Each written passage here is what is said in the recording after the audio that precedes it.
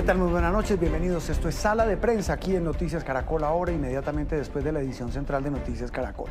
Antes de arrancar con el recuento que siempre hacemos de los hechos del día, el análisis de los hechos políticos que ya nos va a llevar a hablar otra vez de Laura Saravia, de su enorme poder y para tratar de entender realmente la influencia que tiene sobre el jefe del Estado a raíz de su designación hoy como directora del DAPRE, quisiéramos arrancar hoy rindiendo un muy sentido homenaje a un gran amigo de esta casa. Personalmente fue una persona muy cercana a mí, a nosotros, al equipo de Noticias Caracol.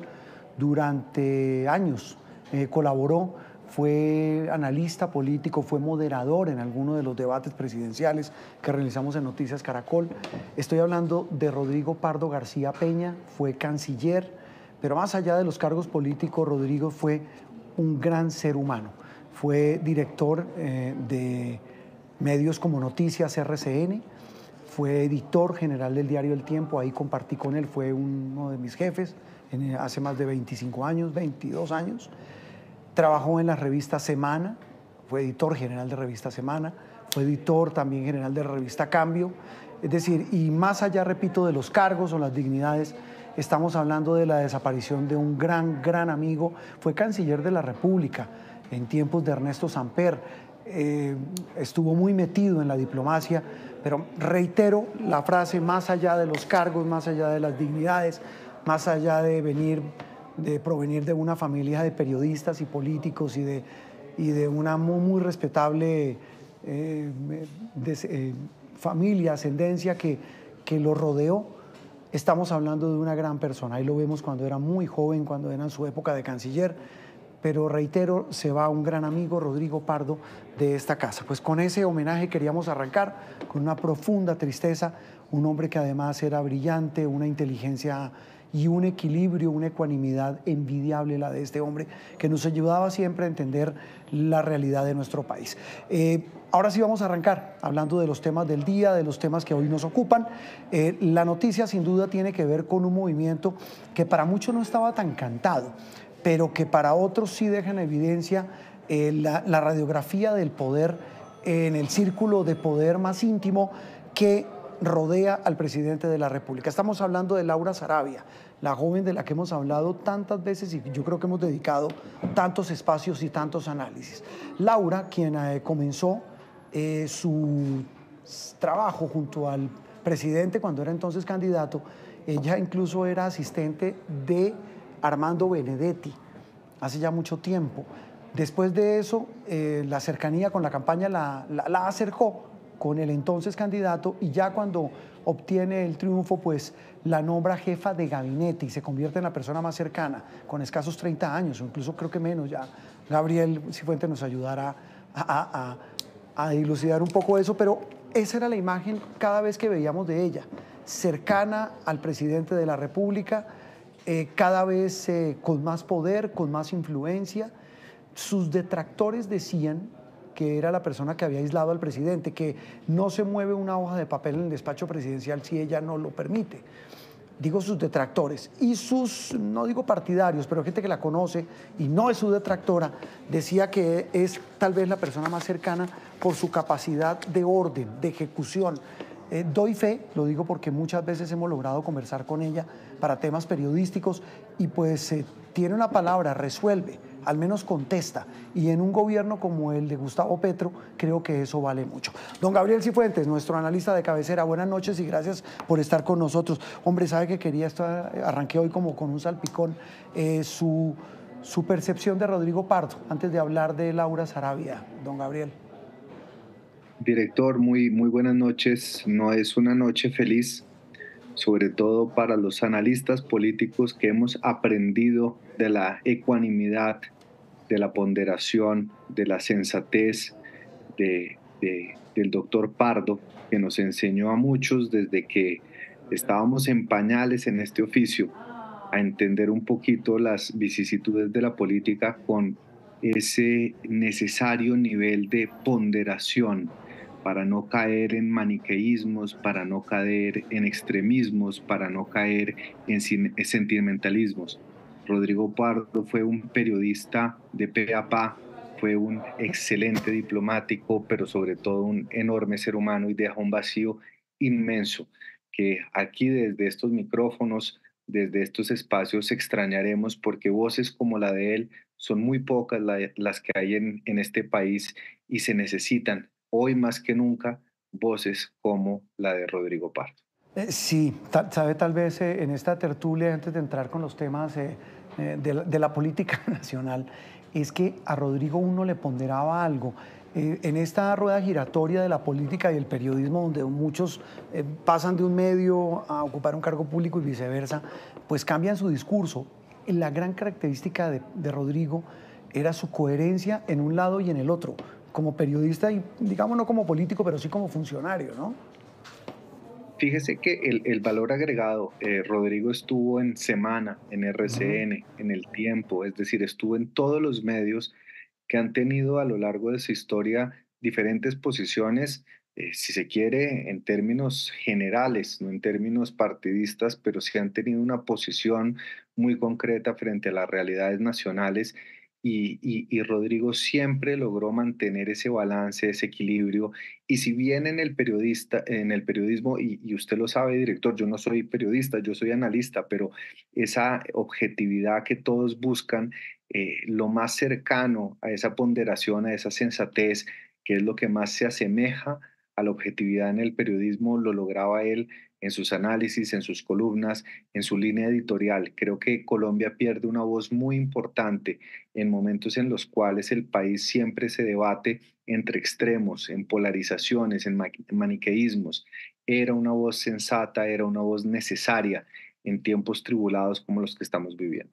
Eso tal vez es lo más importante. Bueno, don Gabriel, ahora sí hablemos de los temas terrenales. Paz en la tumba y este Pero programa le tengo un dato que usted estaba se lo preguntando. dedicamos a don Rodrigo, que tanto queríamos. Yo personalmente lo quería entrañablemente. ¿El dato cuál es? Ah, bueno, sí, Laura Sarabia cumple 30 años el 20 de marzo, es decir, imagínense.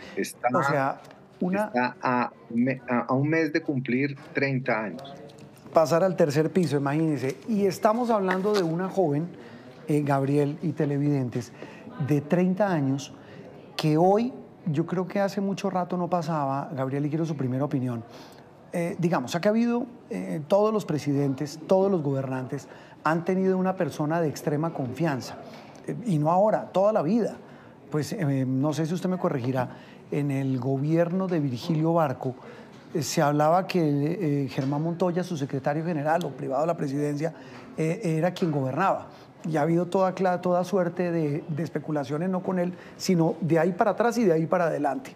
El poder de quienes están al lado del presidente, pero yo no recuerdo, Gabriel, una persona con este nivel de poder y de influencia como el que tiene Laura, sobre todo con ese ingrediente fundamental, y es que se va y volvió, o mejor, se fue un ratico y volvió de donde nunca, como dirían en Palacio, nunca debió haber salido. Pero ¿de dónde viene y cómo lee usted, si uno quisiera configurar esa foto de poder que tiene el presidente en un gobierno enigmático, porque es enigmático, ¿no? En muchos factores, en muchos aspectos? ¿Cómo entender el poder y la influencia de Laura Sarabia? Sin lugar a dudas, director, como usted lo señala, ni siquiera es comparable con alguien que a corta edad hubiera podido acompañar al presidente como pudo ser María Paula Correa, pero que María Paula Correa para el presidente Duque, que fue su mano derecha durante 4 años, había sido una persona con una trayectoria profesional mucho más sólida y consolidada de la que tiene Laura Sarabia. Laura Sarabia entra por azares de la campaña a ser la mano derecha del presidente Gustavo Petro, un presidente y un líder que además de ser carismático, además de ser quien es, también tiene una personalidad introvertida, una personalidad cerrada y que encontró en Laura Sarabia un aplomo, un punto, digamos, de referencia que además le sirvió, y esto hay que recordarlo, apreciado director, le sirvió a Laura Sarabia para hacer ese punto de ejecución, de coordinación y de aterrizaje de un discurso que, como bien sabe la opinión pública del presidente Petro, es un discurso muy abstracto. Entonces, Laura Sarabia, si no hubiera sido por el escándalo de las chuzadas de Marelvis Mesa, nunca hubiera salido de el círculo cercano del presidente, e incluso después del escándalo con la niñera Marelvis Mesa, nunca dejó de serlo. Es decir, esto era una movida anticipada donde además el presidente tuvo varios meses tras su salida de una desorganización completa del gabinete, y donde incluso Carlos Ramón González, que es una persona de la cuerda del presidente, pero que había tenido su paso por el Partido Verde, no había logrado organizar. Vuelve Laura Sarabia en un momento de crisis, vuelve Laura Sarabia en un momento de desorganización del gabinete y en un año particularmente importante para el presidente en términos de ejecuciones y de organización de su gobierno y de su gabinete. Mire, vamos por partes, Gabriel, porque esto que usted menciona es muy importante. Hablemos del gabinete. En un gabinete y en un gobierno al que se le señala de no ejecutar, ¿qué papel puede jugar Laura Sarabia? Y se lo pregunto porque no sé si usted se recuerda, y los televidentes también recuerdan, estábamos creo que usted y yo aquí, hace 3 semanas o 2 largas, hablando en este mismo espacio de las tensiones enormes en el último o penúltimo Consejo de Ministros, porque Laura Sarabia dijo, mire, el presidente está furioso porque no estamos ejecutando, yo creo que lo mejor es que todos renunciemos. Y fue la famosa salida de Jorge Iván González y el tema de la pelotera con el ministro de Comercio, etcétera. Pero ahí, ¿cómo configura usted esa relación con un gabinete de un gobierno ávido por mostrar resultados? Digo ávido porque el presidente lo dice cada rato, y, y esas diferencias enormes que hay entre muchos del gabinete y la mano derecha del mandatario. Yo creo que Laura Sarabia, director, conjuga dos factores. Primero, se ganó la confianza del presidente porque lo interpreta, lo sabe interpretar, lo sabe leer, se lo aguanta. Y por el otro lado, está absolutamente despojada de cualquier aparente interés político partidista o de cualquier clase de, si se quiere, interés oscuro que pueda tener cualquier otro miembro de su gabinete. En ese sentido, a los ojos del presidente Gustavo Petro, Laura Sarabia puede ser una persona absolutamente leal y desinteresada, es decir, una persona que se la juega el todo por el todo, que puede estar 24 horas a disposición del presidente y que además logra aterrizar un lenguaje absolutamente abstracto, la incapacidad absoluta del presidente de ejecutar en código de ejecución política. Es decir, Laura Sarabia interpreta al presidente, logra dar las órdenes y cumple esa función de puente que el presidente no ha logrado extender entre sus directrices y el gabinete presidencial. Y yo creo que esa es la clave de Laura Sarabia, que ha logrado encajar en ese rompecabezas entre el discurso político abstracto y lo que necesita el gabinete para materializar el discurso del presidente, hasta el punto de tomarse atribuciones que no le corresponden, tomarse atribuciones que por un tema de jerarquías, de experiencia, de responsabilidad, no tienen, pero que el presidente, atención Juan Roberto, en ese Consejo de Ministros no desautorizó la sugerencia de Laura Sarabia de pedirle la renuncia a todos sus ministros. Eso fue lo que más ofendió a más de uno de los ministros. En toda esta ecuación, Gabriel, ¿qué papel juega el escándalo? El escándalo, recordemos, de Marras, de la niñera Marelvis, de las chuzadas, hay un coronel que se quitó la vida, hay unos policías presos, el tema de las chuzadas con una falsa orden de inteligencia con la cual engañaron a una fiscal. Es decir, en todo ese escándalo que sigue vivo en la justicia, en los estrados judiciales, ¿qué papel va a jugar? Porque pues muchos malpensados dicen, todo esto es una tramoya para haber eludido algún tipo de investigación y algún tipo digamos, de proceso en la justicia. ¿Realmente será tan así? Pues yo creo que es muy delicado, Juan Roberto, yo creo que es muy delicado porque una de las principales razones por las cuales Laura Sarabia había salido de presidencia más allá de que no tuviera orden de captura o que no tuviera un proceso judicial pendiente que la obligara a salir, era por la capacidad de incidir en el proceso estando en presidencia. Es decir, si bien el DPS es una dependencia, un departamento administrativo que depende de la presidencia, no está en Palacio. Los miedos, los temores, los interrogantes que se tenían frente a la participación de Laura Sarabia en el gabinete y en la cercanía del presidente Gustavo Petro es que pudiera influir efectivamente en las investigaciones. Es decir, esta decisión que toma el presidente Gustavo Petro retrotrae la decisión que había tomado para evitar precisamente cualquier posible intervención de Laura Sarabia en el proceso pendiente. Entonces, indiscutiblemente es preocupante que Laura Sarabia vuelva a una posición en presidencia donde además puede tener un contacto con Casa Militar, que pueda tener un contacto además con las autoridades y con las dependencias que intervinieron o que siguen interviniendo en el proceso. Y en ese sentido creo, Juan Roberto, que indudablemente van a surgir desde un punto de vista jurídico, procesal e investigativo muchos interrogantes. Pero recordemos también que estamos a puertas del cambio y de la transición en la Fiscalía General, que es a lo que le está apostando el gobierno nacional. Y si este jueves efectivamente hay un cambio de fiscal, si efectivamente este jueves se encuentra el reemplazo para Marta Mancera, pues todos estos nubarrones y todos estos problemas que habían surgido durante la investigación de lo ocurrido entre Laura Sarabia y Marel Bismesa por conducto de su participación como funcionaria de la presidencia, pues van a quedar nuevamente en un punto cero. No menos preocupante, pero vuelve y se resetea, si se quiere, y me permite la expresión, toda la participación y toda la posible influencia que pueda tener Laura Sarabia en este proceso. Gabriel, un gusto haberlo saludado. Nos veremos pronto. Bueno, vienen más productos. Acuérdate que tenemos una promesa que va a estar aquí. Vamos haciendo el corte de cuentas a todo lo que viene en estos avatares políticos tan sabrosos que se avecinan con la discusión de las reformas. Así es, Juan Roberto, para usted, para toda la audiencia, feliz noche. Feliz noche, una noche triste, recordemos, estamos hablando, repito, en medio no quiero ser desordenado con el temario, pero vuelvo con lo que nos ocupaba, ya hablaremos de nuevo de Laura Sarabia, el fallecimiento de nuestro amigo, colega,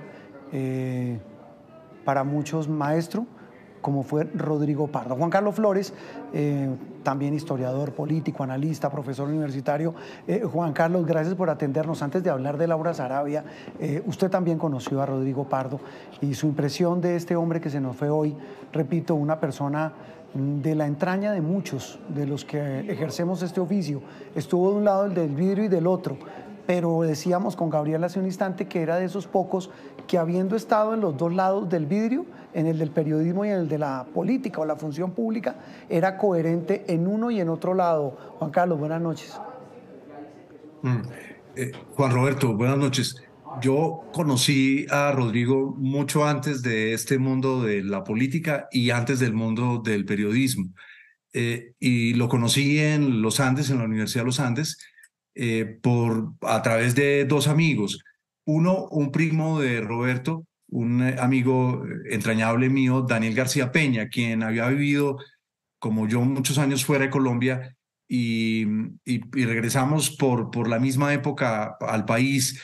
Y el otro amigo, Juan Gabriel Tocatlián, un argentino que dirigió muchos años, vive ahora nuevamente en Buenos Aires, un armenio argentino, quien fundó y dirigió durante muchos años el Centro de Estudios Internacionales de la Universidad de los Andes, al que Rodrigo estuvo involucrado, y que esa fue una puerta que luego le abrió a él la Cancillería.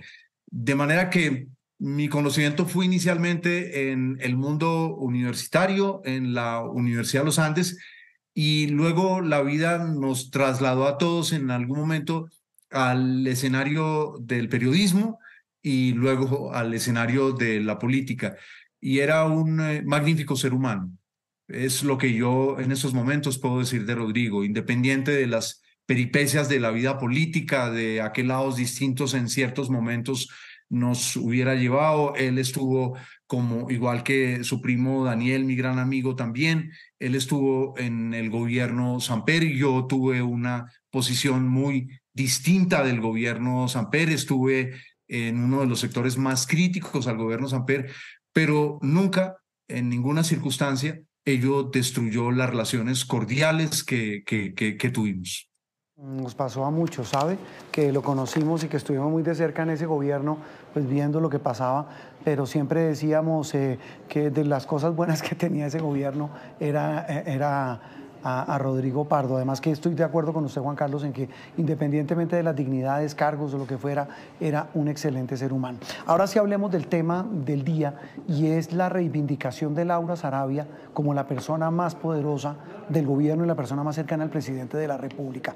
Lo que ha pasado hoy cuando su hoja de vida ha sido publicada en la página de Presidencia para ocupar la dirección del DAPRE, que hoy ocupa Carlos Ramón González, y que entra a ocupar Laura Sarabia, Juan Carlos, digamos, no solo qué concepto le merece, sino qué fotografía le pinta a usted para que la pinte a nuestros televidentes del, digamos, no juego de poder, pero sí equilibrio de poderes en el círculo más cercano del presidente. Juan Roberto, yo voy a serle muy franco. Yo tengo, frente a los diversos pasos que ella ha dado en la vida pública, la misma desazón que siento frente a las hojas de vida de las personas que aspiran a fiscal general. Mire, esas hojas de vida son unas hojas de vida extraordinarias, muy buenas, pero han pasado a un segundo plano después de que las huestes del presidente asediaran a la Corte Suprema. La Corte Suprema no está compuesta por hermanitas de la caridad. Yo mismo he dicho cosas muy duras frente a altas corporaciones de la justicia, pero en ese momento pasó a un segundo plano si los magistrados se comportaban de X o Y manera, y fíjese usted que desapareció por completo la verdadera discusión que sería alrededor de estas hojas de vida, que son muy buenas, y de la idoneidad de cada una de estas candidatas para ese cargo. Debo decir eso del caso de Laura Sarabia. Lo que menos importa hoy de Laura Sarabia es su hoja de vida, si tiene las cualidades o no. Porque fíjese usted que ella llega a este cargo porque había estado con Armando Benedetti, había acompañado a Armando Benedetti, había trabajado con él.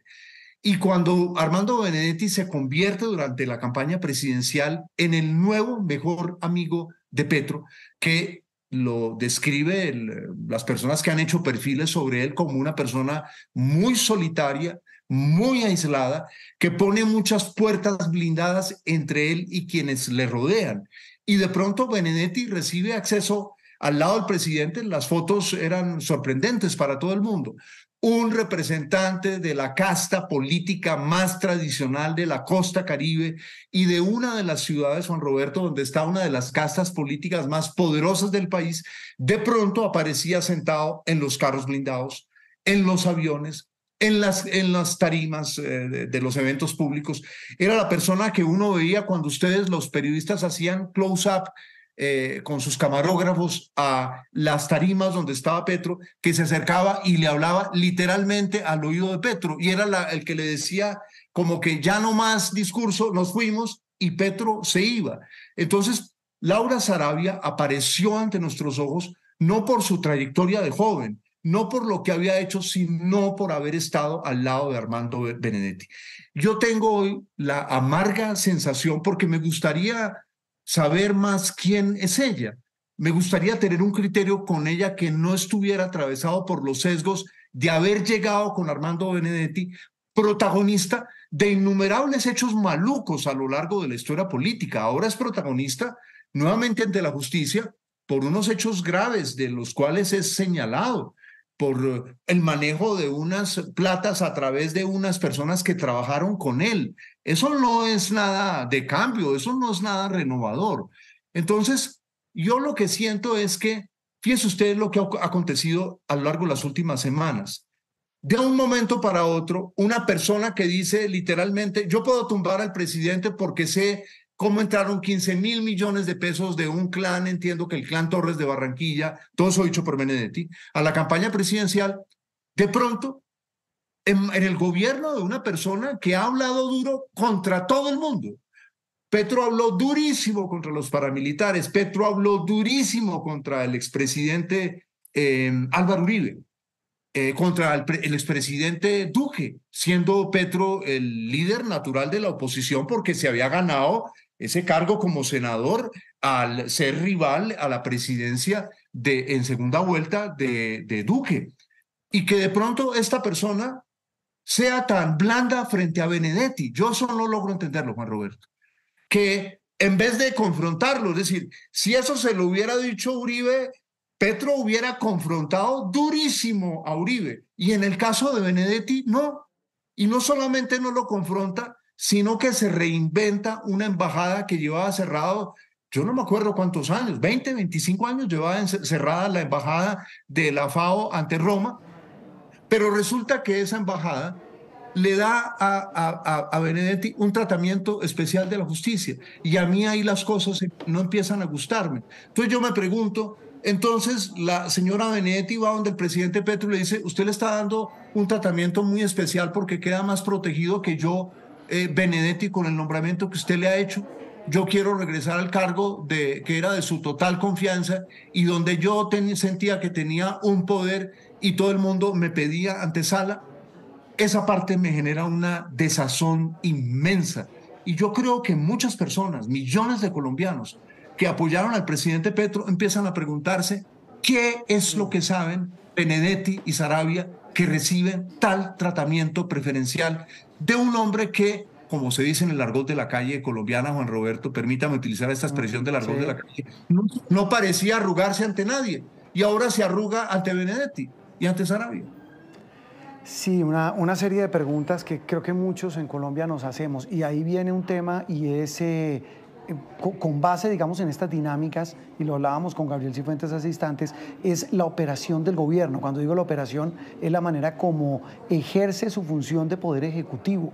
Y es que en la mitad de eso, independientemente de la edad, de lo que usted dice, la hoja de vida, que casi que resulta lo de menos, es que esta joven ejecutiva se convierte en la persona más cercana y más poderosa del presidente. Ya vienen muchas preguntas de qué viene para el país en la forma de gobernar, en la forma de comunicarse y sobre todo en la forma en que va a tramitar sus diferencias y sus coincidencias, Juan Carlos.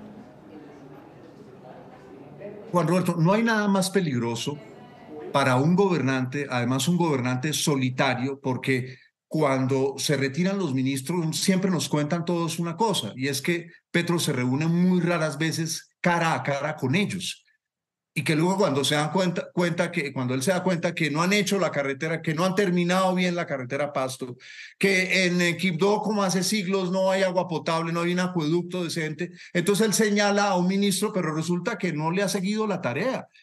Es que eso es un problema muy complicado. Un buen profesor sigue las tareas de sus alumnos, hace quiz cada cierto tiempo y lo revisa. No hay un solo quiz al final, no. Eso, de hecho, en la gran mayoría de las universidades el sistema está prohibido. Entonces, es muy peligroso que una persona tan aislada como lo es el presidente Petro dependa de un favorito o de una favorita. Eso se daba incluso en los reyes, los favoritos de los reyes. Hay muchas novelas, muchas historias sobre los favoritos de los reyes, pero es muy peligroso en democracia que una persona, el poder presidencial en Colombia es un poder que encierra un inmenso poder. El presidente en Colombia realmente, la presidencia en Colombia realmente es una institución muy poderosa. Colombia es uno de los últimos países hiperpresidencialistas del mundo. Imaginemos lo que significa en que en un país así, la única entrada al presidente sea una persona y que además esa persona sea el guardián de las puertas porque sabe algo del presidente, como es el caso de Benedetti, porque es que no olvidemos eso, es decir, todo lo que dijo Benedetti, todas esas grabaciones, que nadie ha dicho que esas grabaciones, yo no conozco, puede ser que esté desinformado, pero nunca he escuchado que alguien haya señalado con pruebas que esas fueron grabaciones elaboradas con inteligencia artificial, algo que hoy puede hacerse. Pero Benedetti, que es una persona muy dicharachera, no ha salido a decir eso, en lo absoluto. Eso ha quedado como una suerte de espada de Damocles que pende todo el tiempo sobre la presidencia en Colombia. Entonces, ese inmenso poder obtenido de esa manera a mí no me gusta. Y yo creo que el presidente ya va a cumplir dentro de no mucho 2 años en su mandato, pero no ha creado un sistema de trabajo eficiente. El presidente no tiene un sistema para hacerle seguimiento a las órdenes que da. No ha logrado crear un equipo integrado, ¿cierto? Cada cierto tiempo la gente descubre que lo van a echar de patitas a la calle, como le acaba de pasar al señor director del Departamento Nacional de Planeación. Entonces, nuevamente lo que vamos a tener es un presidente aislado.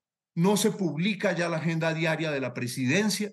No sabemos cuánto tiempo realmente le está dedicando el presidente al trabajo. El presidente ha dicho varias veces, lo dijo ya la noche en su segundo discurso presidencial ante quienes iban a ser sus ministros, ya no en la Plaza de Bolívar, pero allí estaban ustedes los medios y ese discurso quedó grabado. Incluso creo que lo publicó la página de la presidencia cuando el presidente dice, este es un palacio frío, donde los presidentes están aislados. A él no le gusta ese trabajo diario.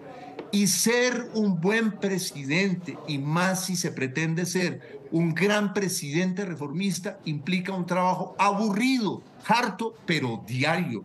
Quien no hace ese trabajo diario y aburrido no produce resultados, y menos si su única relación con el mundo es una persona que es una suerte de favorito o favorita del presidente. Pues Juan Carlos, más que clara la ilustración de esa radiografía que nos hace, que nos deja pues con muchísimas preguntas y muchísimos interrogantes más que respuestas. Creo que estamos en las mismas, Juan Carlos. Pues le deseamos como siempre buena noche y gracias por habernos acompañado. De verdad un gusto haberlo tenido aquí en Sala de Prensa en Noticias Caracol Ahora. Gracias, Juan Roberto, que Dios tenga en su gloria a Rodrigo y da tristeza tener que comentar estas cosas sobre el país. Sí, señor, da tristeza y da muchísima tristeza terminar, como usted lo dice, con ese recuerdo, pero sobre todo ese homenaje a nuestro gran amigo Rodrigo Pardo. Terminamos Sala de Prensa aquí en Noticias Caracol Ahora. Quédense con la programación aquí del primer canal de noticias y opinión por streaming en Colombia.